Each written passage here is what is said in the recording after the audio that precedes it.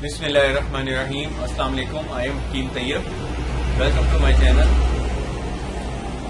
یرکان کا جو مریض ہوتا ہے اس کے لیے غذاؤں کی بڑی احتیاط کرنی پڑتی ہے. تو غذاؤں کی جو احتیاط ہے یرکان کے بارے میں، تو اس کے لیے پھر ایک لسٹ بنائی جاتی ہے جو غذائیں جو مریض ہوتا ہے وہ یوز کرے اور کون سی غذائیں ہیں جو اس نے اوائڈ کرنی ہے. تو جو غذائیں اوائڈ کرنی ہے وہ آپ کو میں بتا دیتا ہوں، اور جو یوز کرنی ہے وہ بتا دیتا ہوں، جس کو استعمال کرنے سے نہ صرف یرکان کے مریض جلدی صحت یاب ہو جاتے ہیں بلکہ ان کی صحت بھی پہلے سے بہت اچھی ہو جاتی ہے. عام طور پہ یرکان کا مریض سست ہو جاتا ہے، اس کی رنگت اڑ جاتی ہے، پیلا پن آ جاتا ہے، وزن تیزی سے کم ہونے لگتا ہے، صحت بالکل صحیح نہیں رہتی، وامٹنگ بھی ہو سکتی ہے، اور ڈائجسٹو سسٹم بھی اس کا سلو ہو جاتا ہے یا ڈسٹرب ہو جاتا ہے. تو یہ ایسی غذاؤں کا انتخاب کیا جاتا ہے جو آسانی سے ہضم ہو جاتی ہیں.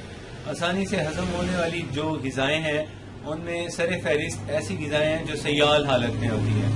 دیکھیں یہ جو حالت سیال حالت میں ہوتی ہیں، اس طرح کی جو ہیں، اس طرح کی لیکوڈ ڈائٹس وہ یوز کرنا بہت مفید رہتا ہے اور بہت جلدی ہضم ہو جاتی ہیں. وہ جلدی ہضم ہونے کی وجہ سے جگر پہ بوجھ نہیں پڑتا، جگر آسانی سے مطلب اس کو ہضم کرنے کے لیے جو پروسیس کرنا ہوتا ہے وہ کر پاتا ہے.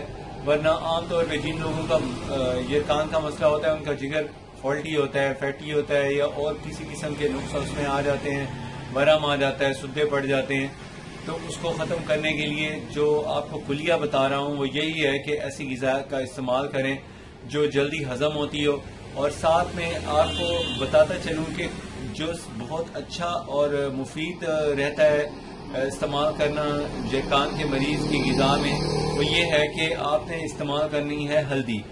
ہلدی کی ایک چٹکی آپ لے لیں، تقریباً اتنی سی لے لیں چٹکی، ایک آدھے چنے یا ایک چنے جتنی چٹکی ہونی چاہیے.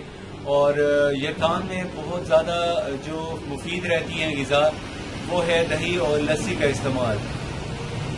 تو دہی یا لسی کا استعمال کرنا بہت مفید ہے. اس کو آپ چاہیں تو دن میں 3-4 گلاس لسی کے بنا کے پئیں.